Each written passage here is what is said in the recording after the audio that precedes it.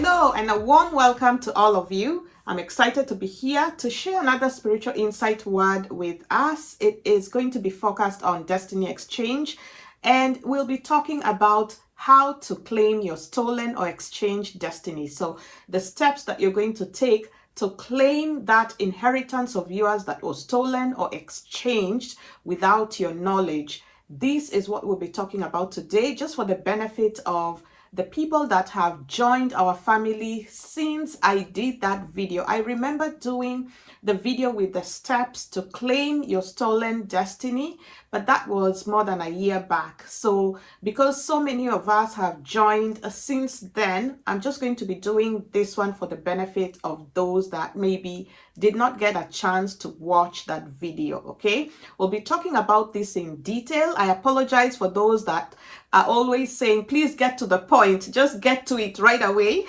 Thank you so much. I appreciate that.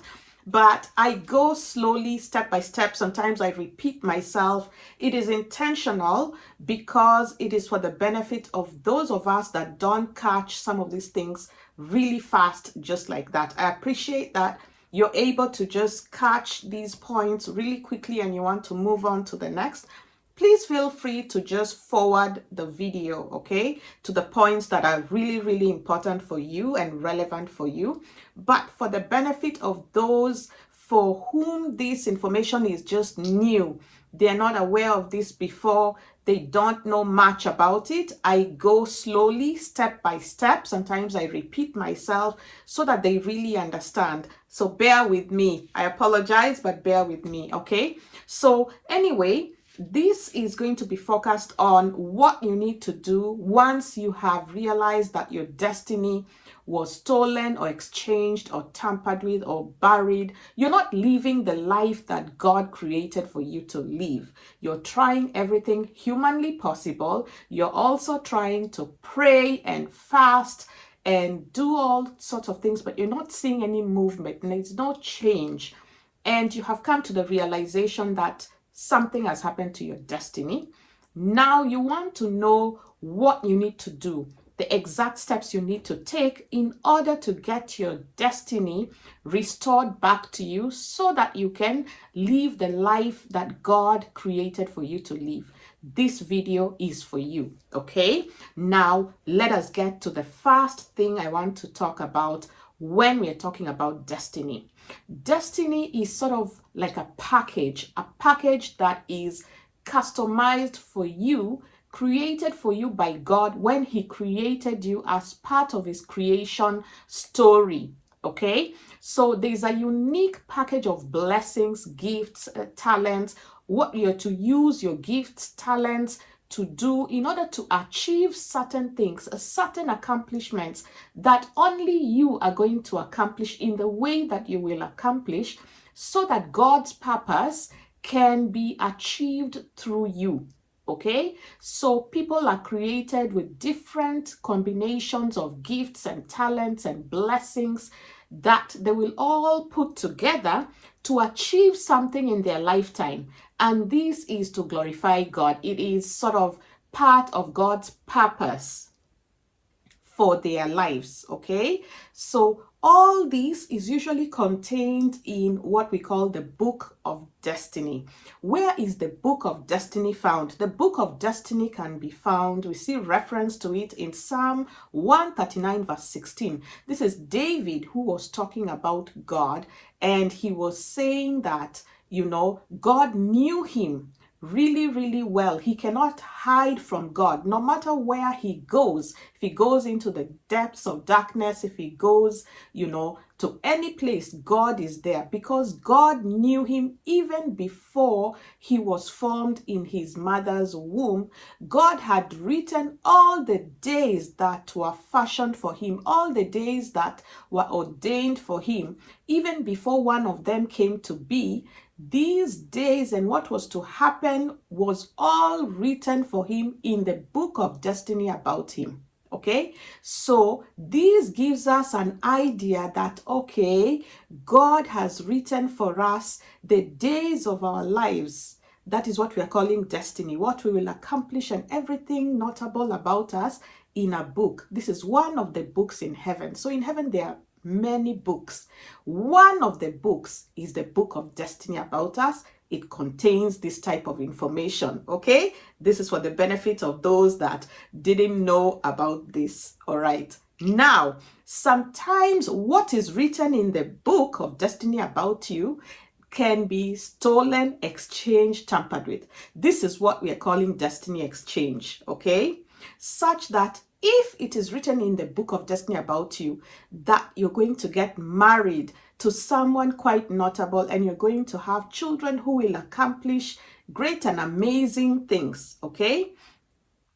Then suddenly this is a blessing. I said your Book of Destiny contains a package. That package is made up of blessings, gifts, talents, and so on. So this marriage blessing can get stolen from your Book of Destiny. It can get stolen, all right?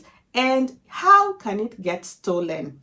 Somebody was saying in the comment section, there's no way destiny can get stolen. If destiny can get stolen, then God Almighty is not God.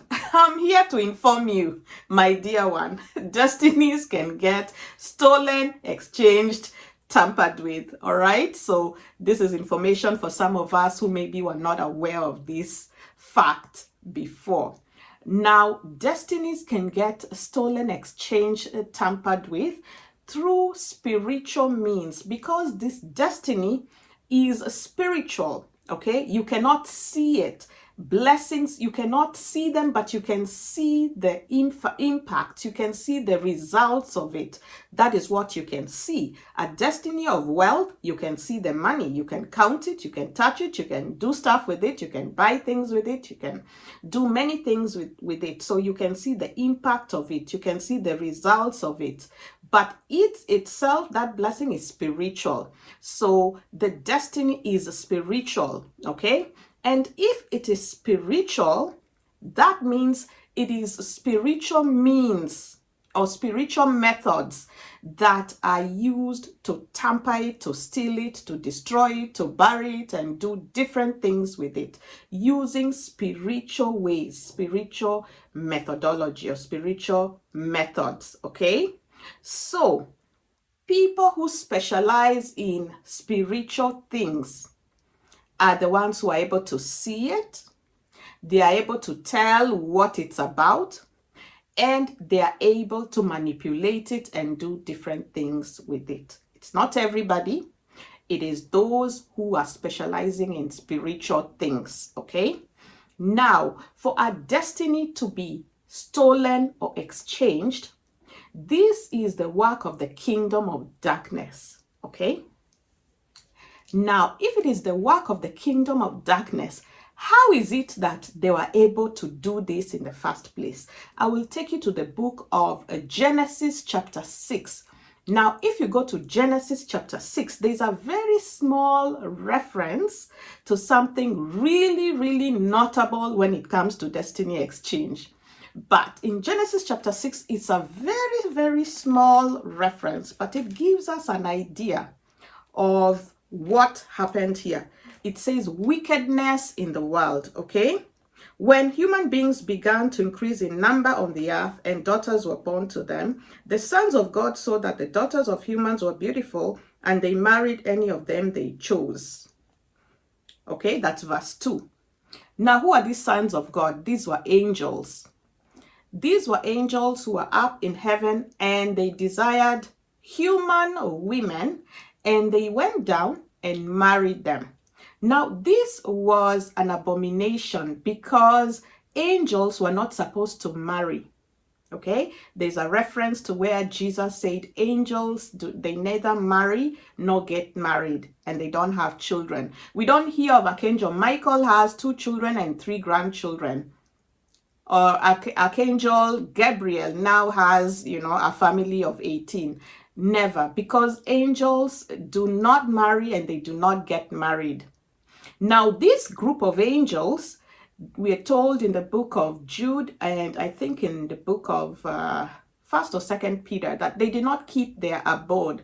They crossed their boundary and they came and they desired marriage and then they went ahead and married human women. They didn't marry angels because angels, we refer to angels as male. There is no female angels. And so these male angels, we refer to the angels as male, they came and married human women. Now, what are the impacts of this? The impact of this, the next verse, which is verse 3, it says, "Then the Lord said, my spirit will not contend with humans forever, for they are mortal, their days will be 120 years. Okay? So why is God suddenly talking about contending with humans? Something has happened to humans. After this marriage, something happened to humans, and God is saying, now I will not contend with humans anymore. A contention happened right there between verse 2 and verse 3. What is this contention about? Now, this contention came about as a result of this marriage of human women to the angels. Now, these angels are what we could call spiritual husbands because they are spiritual. Angels are spirits without bodies. Angels don't have bodies. They are spirits. They're spiritual in nature. They came and married these human women. Did they marry the flesh? They married the spirit, spirit to spirit. But this spirit of the human women belongs to the women, okay? Marriage in Genesis chapter 2, verse 23 and 24 is supposed to be flesh, flesh and flesh, okay? To make one flesh. That's why it's very insistent on they become one flesh. They don't become one spirit, they become one flesh. But here is a spirit and a human getting married. This is where this template came from, Genesis chapter 6. Why am I bringing this up now? We are talking about destiny exchange and we are talking about marriage between angels and human women. Like, they are connected. Why? Because when this happened between this group of these angels, we call them fallen angels. They fell because they did not keep their abode up high in the highest heaven, which is the third heaven. They fell. And when this happened and they married these women, they taught them witchcraft, sorcery. They taught them how to make ammunition for war. All these things. Now, this is the origin. If you're wondering where witchcraft came from, where did sorcery come from? Where did this spirit of divination, spirit of, all these types of things, where did they come from? It is these angels now who had this knowledge. They corrupted the knowledge. They began to use that knowledge for evil purposes, okay? To achieve evil.